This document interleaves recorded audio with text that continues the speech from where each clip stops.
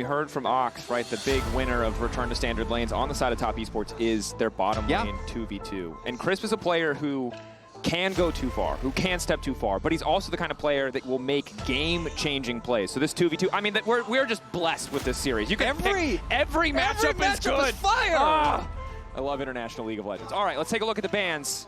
Kind of safe compositions where we're really winning the day in game 1 of our first series. Game 3 is a lot about comfort. We'll see what the angle is for teams here. VAR is taken away. Kalista, Jace, the Poppy as well. Reminder that Poppy's tank build was buffed. Early damage on E down, which hit her support, hit her jungle, but gets a lot more max HP shield as you go later in the game, up to 20%, and a bit more AD scaling on the E. So that's why you're seeing that taken away. Still a solid pick. Still so much playmaking down.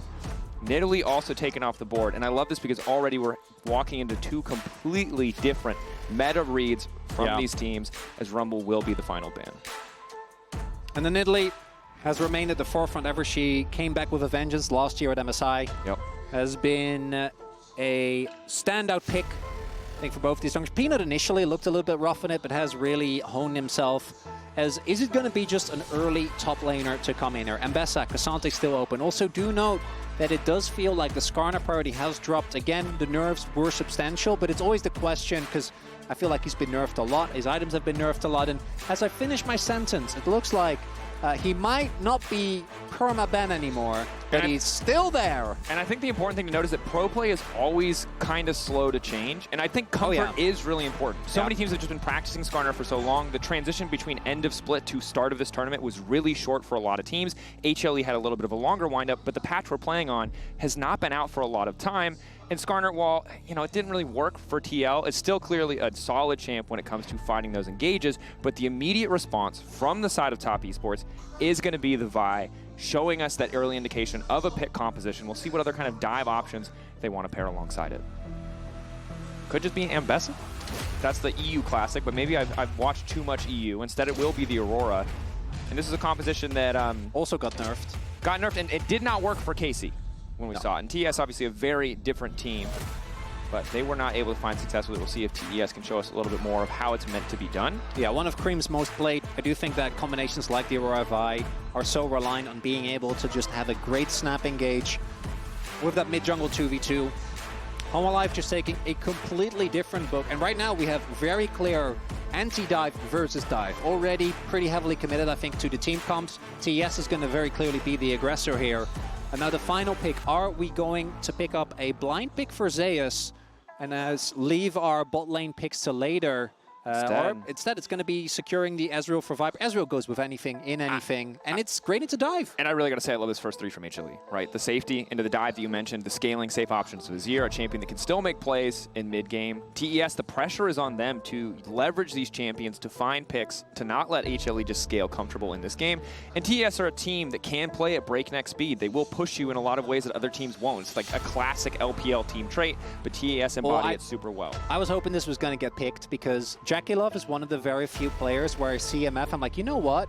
It's an MF angle. That looks good, and I trust him. And I wanted to highlight Ezreal, as safe as he is, the one thing that ever since we had the period where he was just winning lane left and right, did get those changes reverted. And ever since, it's very classic. He's very safe, but he shouldn't be winning a lot of lanes into lane bullies. And MF, when piloted well, and I'm going to trust Jackie blindly to do that, is so insanely oppressive.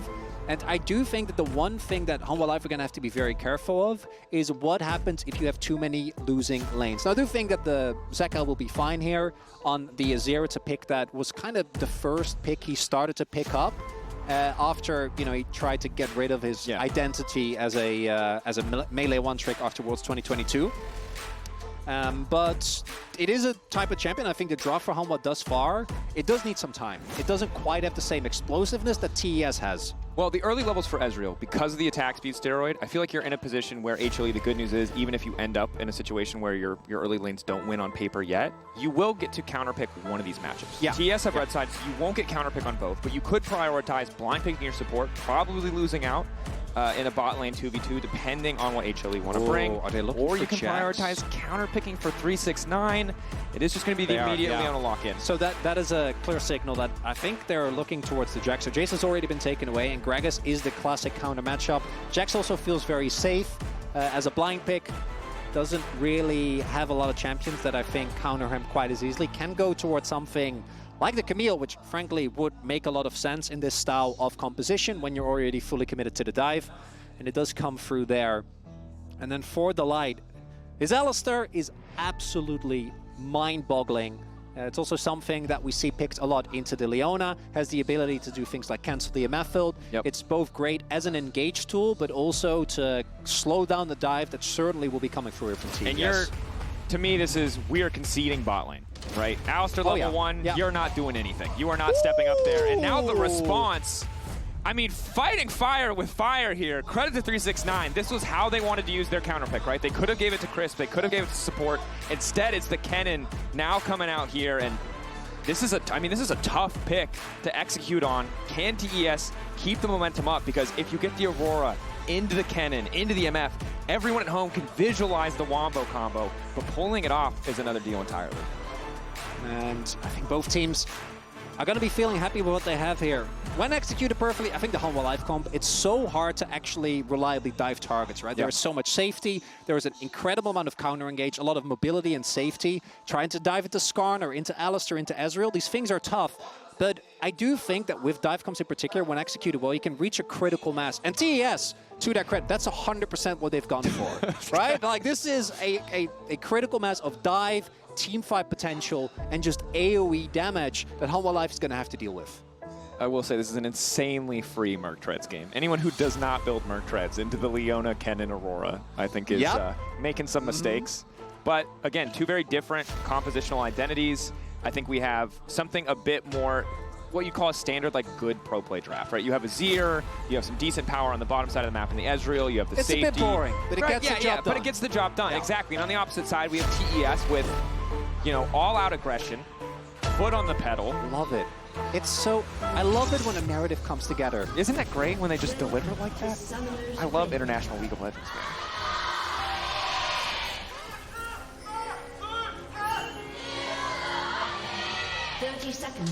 I can't believe you get to do this every week where you just get the excellent cheers to start. LEC so fans, fun, we're right? stealing this. We're taking this home, we're taking it. No, the fan chants are amazing.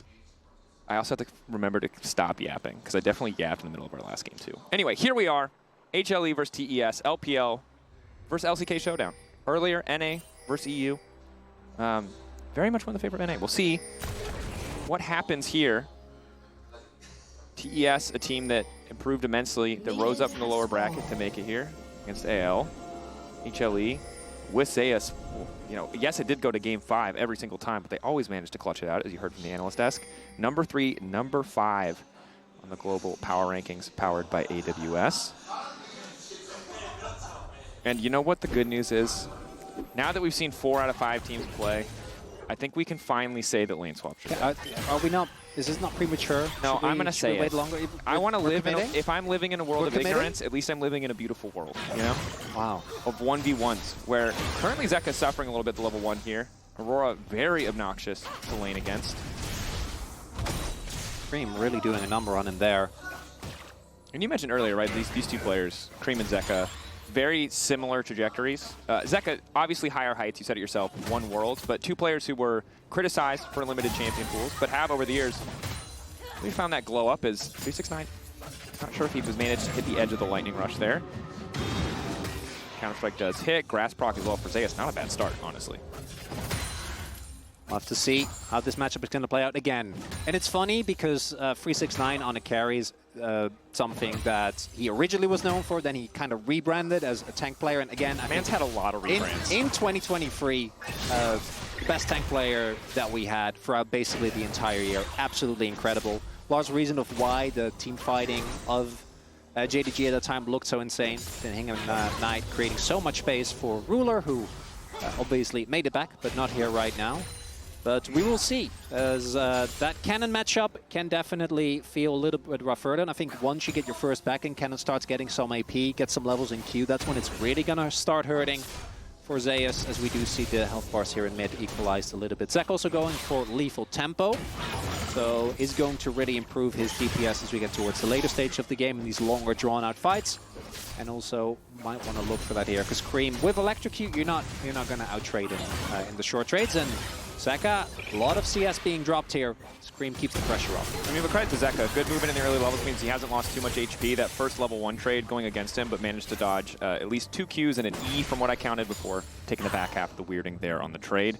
Reminder that Aurora was nerfed in terms of AP scaling, not the base damages on this patch, so the early trades still are going to hurt from Creme, and Peanut still just continuing to clear through jungle. I think a race to 6 for both these junglers, most likely. Yeah, and Kanavi obviously going to have more early pressure. I think the Skarner ganks, unless someone really overextends, aren't looking too odd. And also, the lane where I think you have the most kill pressure, which would be with the setup of the Jacks, is also really hard to gank. Reliably locking down the Kennen is always a bit of a nightmare.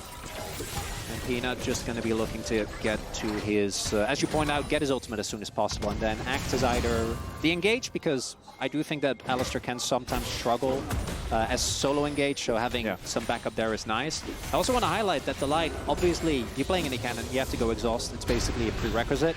Does mean that there might be an opportunity for JackeyLove and Crisp, because as far as raw combat power goes, in a 2v2, I think the barrier cleanse or barrier ignite is going to feel a lot better than the cleanse exhaust. I mean, favored certainly in the 2v2 and in the summoner spell selection. Yeah. Viper will back, picks up the tier. JackeyLove, similar scaling option in the form of the Cole, just trying to get more money into his pocket, kind of knowing that Ezreal is going to go back for. I mean, Ezreal's first back just kind of sucks, right? And that's one of the downsides of the pick. The first few levels really strong because of the power of the passive. You reset, you basically buy nothing. So. As well, we have a late lane swap coming through. Rotation both sets up a possibility for Grubs. It's going to put, I think, TES pretty far behind. And Zeus is able to catch this wave as well. And this is something you talked about in draft as well. With the Leona locked in with some of the bans that we saw in second phase, it's a great Jax angle because it's just so hard for Leona to dive this champion. So while it's not the traditional early level lane swap, the changes only affect the first 3 minutes of the game. So happy to just swap down around a Grub setup. Very reminiscent of kind of an optimal play from last year where you just have this 5-minute swap to topside for the first Grub spawn. Kanavi is, or 369 rather, is still holding on to his TP, does have that available. So we'll see what the response is going to be. Obviously, want to match the top side because they want to keep the... Okay, Creme fishing. That ult is gone, and actually I think the level 6 spike for TES is completely bonkers, right? I think even though there was a lot of scaling on Hanwha Light, it's going to take a lot more time before they have the same level of lethality as that gets cancelled. That's level big. 6. 369 has the empowered auto, waiting for the counter strike. Good timing coming in for Zeus. Now 369 is going to ult. But Zeus taking that ult is fine. They just lost both of their big team fighting ultimates. They do not have it for the Grub fight. HLE very comfortable to start that objective, knowing there's not really a good counterpunch from TES.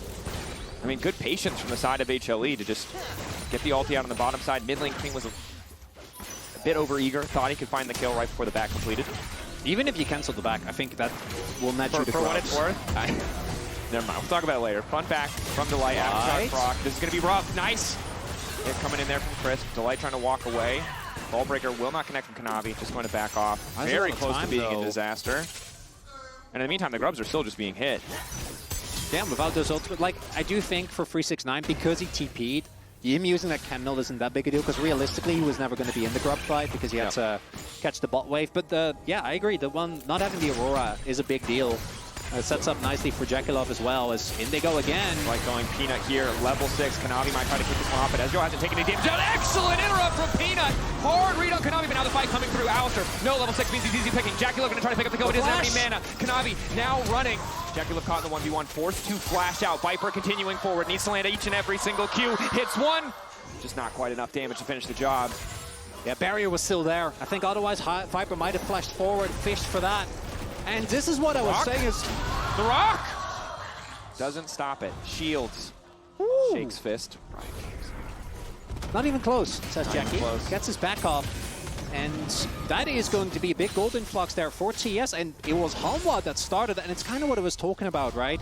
Even though Peanut gets an incredible 2-man ultimate there, it doesn't mean much because there was no damage follow-up. Yeah, I mean, again, Ezreal just now has seen. Now it would have been great. Yeah. And it's an Alistar with exhaust, no ignite. You just don't have damage. And without the Alistar ult, you didn't have the tankiness either. Good recognition of their own strengths, right? TES not a team that hesitates to pull the trigger. If they think they have an advantage on a fight, they're taking that fight. And think the read might have been that Kanavi had already gone for the back there. Yep. Beautiful ult from Peanut there, actually catches Kanavi mid-Q, but there is still more than enough damage available here. And without the damage on Viper, like, not going to be able to take anyone down. And this is also, these are the situations where you really do see the nerfs to Skarner. Like, otherwise, a couple of patches ago, Peanut would have got that grab, and it would have been at least a kill, possibly a double. Yeah, you would have had the E up more reliably, you would have had 2% more max health damage, a bit more slow, probably could have finished it out. In this case, it was not enough, and again, a brief window of opportunity, very well capitalized on by the side of TES. Ezreal does not do damage, even though Viper, I feel like, landed every single ability.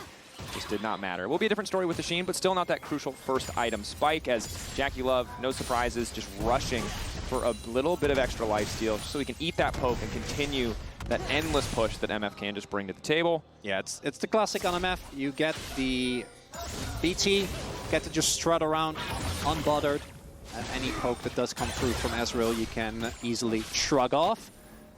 And we also see Zeus and 369 are still, again, there's a level 6 for Delight, hoping to get the ulti, and they do manage to get it initially. Aftershock there, but Chris too damn tanky. Now the ulti comes in from Viper. It's a little bit wide. Peanut finding the knockback into the wall. Kanavi locked up once again. They managed to walk out of the ulti coming in from JackeyLove as well, but still good damage going down. Ulti again coming in from Kanavi, but they managed to find the kill. Viper still in touch for now, but JackeyLove doesn't finish a kill. Zeka on the way up. The slide, the glide, the flash available. He can find the angle, but doesn't need to. Chris taken out as well. TES try to rinse and repeat, but Alistar's level 6, that was not easy pickings. Feat of Warfare claim, Viper popping off.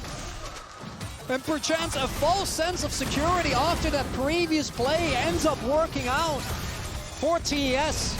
They opt into a very, very similar skirmish, with the difference this time, no sums on Jackie, barrier isn't up, flash isn't there. And initially, this does look kind of suspect, right? Delight just walks up and they're like, we can take him down, but no ult for Chris, and there is ult for Delight. So all the damage doesn't really mean anything. And then here, JackeyLove tries to take down Delight, he just walks it off, Peanut walks forward. And while all of this is going on, Viper has just been free-firing the entire time. And at this point, JackeyLove and Chris, all they can try and do is maybe get the counter kill on Viper. Not gonna happen. And now Viper is fed. The small gold lead that was there for TES has evaporated. Now our life are gonna be feeling a lot better, because so much of that gold did go. And this is what we were talking about in the LPL. JackeyLove did kind of just wreck Viper, right? And this is including the year where Viper won Worlds on EDG. Something that has to be respected. But JackeyLove, Chris, Kanavi, like the play on the top side just did not work out the way that they wanted to. Overeager burned a lot of cooldowns on the Alistar, and the second that JackeyLove's ult is just not full hitting an Ezreal, who can just shift out, the play kind of fizzles. Ultimately resulting in those 2 kills, accelerating the rate at which Viper scales into this game. JackeyLove still left wanting. Closer and closer to the Bloodthirsters. He did opt for the Cole. He has the free boots now too. But a little bit harder for him to walk up in the mid lane, right? Viper's is the point where you can just ult mid-wave whenever it's off of cooldown to just try to secure prio for the team. And HLE, with that prio, have already started the next objective for themselves. The Drake, they picked up 3 grubs earlier. Now grabbing the Drake as well. 3 kills. Yeah, they're very close to the defeats. Gonna equalize the objectives here. 3-3, 1-1 in grubs and dragons respectively. The TES, I think there we see kind of the risk that you're doing with this composition. Your burst does need to actually hit the relevant targets, right? It needs to be, well, it needs to be on Viper. It's a weakness, of a lot of compositions, but yeah, you're right. Like, if you're going to jump on someone and kill them, it should, one, probably not be the Alistar, but at least you need to kill the Alistar. Ulti goes in there for 369. Oh, Zeus, he might be in trouble, TES. Starting to walk away, Mark collapse. Starting to stack up. Nice backstep on the ulti. Wants to get out of this one. Flash out, the root is there. Vault breaker in, and Kanavi grabs the kill. Tournament starting to fall as Creme holding on. We'll just recall. TES set up to knock down this tower, and even if defeats, Feat of Warfare already went to the side of HLE because of the topside play. Peanut is here to clear the wave. That's big. Stops the push from coming through as Delight and Zeka starting to push on the top side. Oh, the TP, they're looking to dive in. Tough target to dive. do not want to give up feats, but top lane tower already set to fall. Peanut keeping the wave away from the tower. Creme on the way down. Peanut probably going to drop here. Ulti in, the weird and good amount of damage, trying to finish him off. Ulti goes down from Creme as well, and it looks like they're going to try to walk away. Zeka going in, goes for the pushback, catches Kanavi, now trying to walk away in the meantime. Top lane tower, crucially, still standing. Neither side have claimed feats yet, but if this tower goes down, it will go to HLE. Might be in trouble here. Does have his sums. Exhaust. Just taking time with the slow, walk in, waiting for the poles to flash over. Clean patience on the combo. HLE grab another. Yeah, both Zeus and Jackie going for flashes they probably should have just kept against the Jacks and the Alistar. Really easy for them to get over that wall. And that was a messy sequence of events. Love the play towards the bot side of the map. Great punish there on Zeus from TES. But then with the TP to come through, even though they do actually end up killing Peanut, the fact that they get that Hanwha Life both get the kill on Jackie in mid, as well as the topside turret, means that it's still a relatively even trade. And when it comes to scaling, I think this is very reminiscent of the first game we had today. As much power as there is for TES, I do think once you start losing control, actually finding the flanks that you need for this composition to work become harder and harder. Because for 369 and Creme both, honestly, they're going to be so much more lethal if they can get into the backline unchecked. We'll see if they're going to be able to do so. Also, the later we go, the more powerful Zeus gets. And if he's ever in a position where he can threaten the all-in 369 and force that Kennen ult in a 1v1, Kennen goes from feeling like this team-fighting god to, frankly, a pretty underwhelming champion. It's what we see with cycling Kennen so many times is if you start to win that 1v1 matchup, he just doesn't get to pick the terms when he does bring out that ulti. But for now, as you said, very close, insanely close game, 100 gold separating them. Neither side has gotten the feats. It will be the next objective to spawn. You can see top right of your screen. Minute and 15 seconds till the Herald, 2 minutes till that Infernal Drake. And right now, HLE have push in mid, have push on the top side, so could look to contest a bit more of that vision, but resets have already come through from TES. They'll be the first on the map. And as we saw there in the graphic between Zeus and Freeze, that 2023 was a magical year for sword versus shield, you know, the two classic top lane archetypes. Yeah. And I know you can't hear it without laughing, but in that case, on those teams, it was so true. And it just was a pleasure to watch. Thus far, that specific matchup not been super explosive. They've mostly been trading. 369 though, still been able to build a solid lead when it comes to the CS. And for TES, again, I'm going to be looking at how do they set up these fights. If it's an actual front-to-back, Hanwha Life can mark everyone, can use the disengage that they have to keep both Zeka and Viper safe. I think it gets hard to play out, but if they ever get caught off guard, Kanavi's setup together with Crisp is insane for all this AoE teamfight damage. Viper trying to poke and contest the vision at least a little bit. Reset coming through from 369, moving back to the top side of the map. Does have flash, has TP, level 11, so second rank in ultimate. He will hit like a truck if he can find that key target. And it's so tense. Some of this is just going to come down to setup. Can TES find that angle? Crisp not afraid to just step forward. Is Zeka waiting over the wall? We'll get a bit of poke down. We'll take away the Celestial opposition. All right. This is the fight we've been looking for. An actual skirmish here. Zeus does have his TP. I imagine he's going to look to enter the fight. Look at 369. Last objective for either side. HLE poking. TS not too scared yet. TP in. There's a commitment. Now HLE can start to step forward with a bit more confidence, knowing that they're matched out. Weird and connecting on Peanut. I mean, not the ideal target. Kanavi, it might just come down to the 50-50. Will they concede this one? He goes back in, manages to get it. That's a beat to for Chris. Instantly over the wall. Viper off to the side, but it's a little bit awkward because here comes Zeus. One taken down, a second to follow. Feats of warfare secured, but it cost them 2 members of the team. Cool. I don't think you're going to be feeling too good about that trade because that's not all. Immediately the 2 kills go over. The shutdown, by the way, that Kanavi was sitting on goes to Viper. And I think at very least they get Dragon. We'll see if they can get mid lane turret as well. Hanwha Life are going to take that any day of the week. JackeyLove and Creme are defending, so doesn't look like it's going to fall now. And that's actually a lot of chunk damage that they were able to find. Peanut is doing this alone. And I think that they should be able. Kanavi, obviously, no way to really get here quickly, but that's TES. They're not going to give it to him for free. Trying to make the fast play. Creme getting chunked, but 369 is a big threat with that ulti. 2K getting lower. 369 debating where to go. The objective already down. Doesn't want to flash over the wall. Patience from HLE. Did not panic. Fought for the objective. And now Zeka desperately trying to clear out this Herald. We do see there. TS is making sure Hanwha Life don't get anything for free, making them work for it because they still had so many of their teamfight ultimates available. And that's tough, right? Because you gave 2 kills, the shutdown that you mentioned, to secure this objective. 50-50, credit to Kanavi for getting it. And the biggest difference here for me is that Zeka from the start had marked 369, and Creme and 369 were both already taken pretty low. And it's exactly what we're talking about. As long as Hanwha can keep track of both the Kennen and the Aurora, they are going to be lacking in damage. And I think the thing is, when you're the team with better poke, and right now I do think HLE are the team with better poke, and the backline tools to kind of peel, like the Skarner, like the Alistar, it's so much easier to play these fights, because you just have to wait for the enemy team to try and pull the trigger, to try and find that angle, and then you get started. And TES were on Vision the vast majority of that time. You said it, the bouncers, and as long as Delight and Peanut are doing their job, Viper and Zeka just get to run wild. Goldlead, though, still very negligible. And the TES composition, as highlighted, this is the type of comp that if you get the combo, it always works as Viper. Forward, 369. That was a bit of a stinker, not gonna lie. That was not the ulti that he was hoping for. I like the confidence to step forward to try to punish Viper. They do get the flash out, but trading flash for flash. Well, yeah, particularly for Kennen versus Ezreal, right? Peanut? Going in, knocked back to the wall is there. Delight ready to go, flash away from the ulti. Yet another one taken off the table is Delight. Debating if he wants to step up, and these small trades just continuing to favor HLE. They lost Viper's flash, but in the overall scheme of things, TS gave up mid lane and top lane flash. Their key flankers now lack that additional engage tool. To make it harder to actually reach the Zeka. Trying to get aggressive, flash back to the push. Buffer on the ulti, nice. Manages to stay safe. Uses the wall to get out. Patient for Creme, good timing as well on that ult. Creme, it's the better of Zeka there.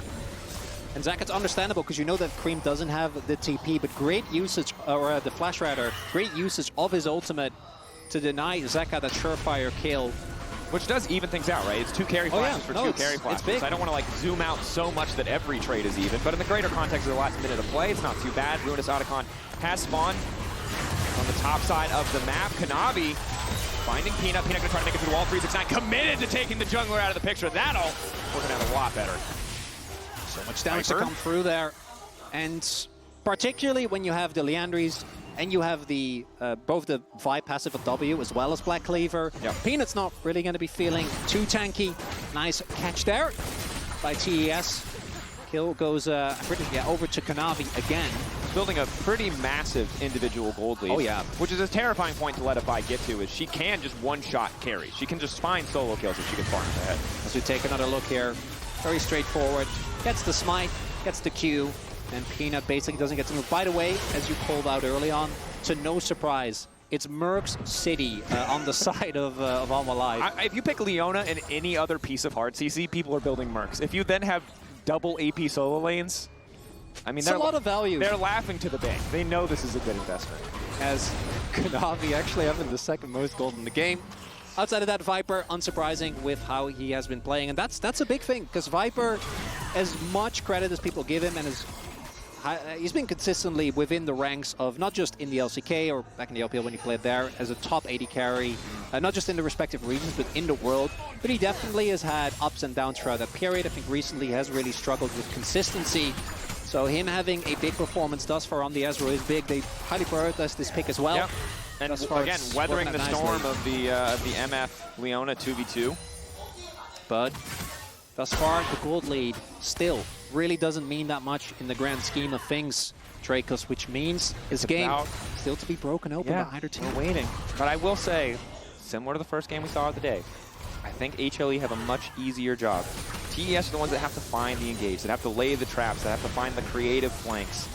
HLE, if they push first, if they take their time, it's a much easier game to play out, and without the threat of getting outscaled, although I do think that you'll hit a threshold where Ezreal will just get one shot. You know, you got to play the game at a much more relaxed pace. As long as you don't get overeager, as long as you don't try to force anything, it's a little bit easier for HLE. Does decide that he doesn't want to give his life for a crab. Tough call, sometimes it's worth. now. Zeus off to the side, going to stun up Chris. Kanavi trying to keep things going. Eyes on JackeyLove in that ulti. Where is it going to go? Has to wait until all the CC is gone. Gets a decent chunk. Here comes Creme, but not hitting the ideal target. Zeka finally going to get involved in the fight. Creme now trying to make his way out. 369 going in, but he doesn't get much done. The stun still landing from Zeus as he gets taken out. 2 down on the top side for HLE here in the river. TES finding the fight that they were looking for, but blinking health bars now as Viper and Zeka start the chase. We'll see. Hanwha Life do not want to give up this dragon for free. We do see Chris trying to look for a back here, and there's no smite again, and I think Hanwha Life, they don't want to full commit to this. They were the ones that were very clearly looking for that, and it feels reminiscent of what we saw in the top side of the map, where the team that is looking a little bit too aggressively just gets punished. So nicely done there as Zeka, he's 1v2ing. I don't know if he should be going for this, but in goes Kanavi. CC's there, the turret laid down. Calls that one to back him up, but Kanavi wants to keep it going, just instantly ults, tries to one-shot him. Walk away the tower, one last shot, not gonna get it done.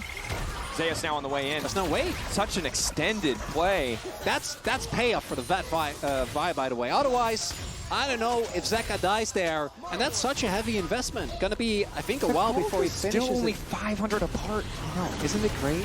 Okay, in this fight, so we see Hanwha Life, and I think they weren't ready for the level of commitment. The fact that 369 is there, Creme immediately goes for the TP. When they heavily committed, when Zeka wasn't even close, didn't have the opportunity to TP in either, then catch them off guard, and TES actually getting a lot of value out of the teamfight ultimates. And then here, Zeka looks to find a possible angle as 369 flashless deep in the side lane, but Kanavi is ahead of the play again. Reads Hanwha Life like a book, and means that now TES get back in. That is that up and down in the gold graph. I mean, you love to see it. As a spectator, you love to see it. As a fan of either team, you're probably nervous about a lot of things that are happening right now. Otacon's still up. Baron 30 seconds away, Dragons so Otacon likely to go 3-3 in the Grubs. This is an insanely close game. TES have a bit more opportunity to pick up standing gold because they've taken down less towers. We could get 3 of these. Isn't our job sick? I know. It's a great time to be alive. Look, all I'll say is that HLE, right after I was like, they're disciplined, they're calm. They did fight kind of without Zeka. So, but I think if they have the 5v5, they don't give TES these angles to either fight with a man advantage or land a wombo combo vaulties. They still have a pretty good setup. Looking at the spikes, Shojin now done for Viper, so he's hit his free items. Yep. Zeka off to the side. We're ready! Pushes back Kanavi, goes over, he ults because he's got no other option, but he's right under the enemy tower. Tier 1 still standing. Kanavi, not so much. Yep, wanted to pick up just a jungle camp. Just one camp. One raptor. And a little bit of chicken. Yeah, well, he found a bird, but not the bird he was looking for. Vision doesn't taste so good, As brother. now, HLE starting the objective. Creme on the flank, crucially, has not been spotted yet. They'll see him now as Zeka's TPing back in. Looking for the angle off to the side, stopping the Kennen from getting in. Zeus into the back line, blocking up JackeyLove. Continuing to fall on the pail, but now JackeyLove can fire back with an ulti of his own. Creme in the midst of the entire team. Viper still standing, Zeka still standing. The rest of TES running. In goes the cow! Down go TES! 369 running. Kill the Viper. Baron, Otacon. They're spoiled for choice. They'll get whatever they want for HLE. And the game that was balancing on a knife's edge suddenly tilts heavily in the favor of Hanwha Life. That was a 5-0. Yeah. And it starts all the way back here. You see Otacon starting to fall. Kanavi just wanted a raptor. Maybe thought he had a pick. He did not. Gets way more than he bargained for, and then Hanwha Life immediately gets the setup. Zeka marks Creme, and look at the light as well, ensuring that 369 doesn't actually get the flank. It looked like the backline was at risk. They weren't. And then by the time that Creme and 369 actually get to have any impact, Jackie's already dead. He had to flash very early on in that fight. In this game from 369, I think this Kennen is so hard to play because Azir and Ezreal just walk away. They just leap out of your range the second that you go in. And it's exhaust Alistar. It's a rough one. It's a roughie. Now Otacon has been taken. Also the type Otacon that does actually... Flowers Otacon. Yep. Some more XP. I thought you were talking for a second there about Captain Flowers. Like, does he really like Flowers it? Otacon. Because it's bloodthirsty? Flowers, like jungle champ, Flowers Otacon. Yeah, I could see it. Now, Drake's still 2-2. Next one is spawning about 45 seconds. So Hanwha Life are doing their homework, just clearing the jungle of vision.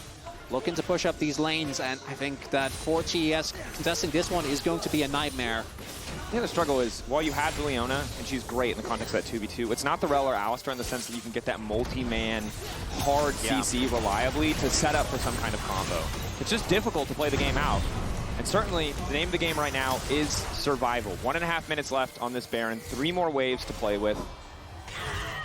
Yeah, we're also getting to the point in the game where the gold lead on the Vi isn't going to feel nearly as good as we're just looking at these 5v5. Zeus, possibly a target here, but he backed off in time, and we see TES hovering very heavily towards the top side of the map. I don't think they're going to be looking to contest the Dragon that's spawning, but seemingly Hanwha Life also not too interested. Wanted to make sure that they get these turrets before that Baron buff times out. Zeka, he's just always biding his time. He's waiting. Over the wall, wants to get 2, and he'll find them! Patient Hunter finds the prey. And now TS might just be out of this one. Delight keeping the fight going, knowing doesn't want to give them a chance to clear the waves. HLE needs to keep pushing. Zeus is here. The counter-strike over the wall. Aurora can't even get into the ulti to escape. HLE bloodthirsty. Not looking to give this one up. Knocking down Christmas. Somehow Peanut gets the kill credit. Flashes his penguin. And with the Baron buff, that's going to be it. Hanwha Life, their track record in game ones remains as strong as it always has been. Kanavi Q flash. Just to show that he can. HLE, back and forth game. It was so damn close right up until it wasn't. HLE find the fight, they find the objectives, they find the pick, and they take game 1. 2 more of those. Thank you very much. As Hanwha Life, after a long and drawn-out fight, just continuously, we saw the poking and prodding. The TES, they couldn't break the armor. They absolutely could not. 1 or 2 good looks. Picks did not come through. But at the end of the day, that's only game 1. We're going to be back with game 2 shortly. In the meantime, we're going to send it to a quick break. Don't go anywhere.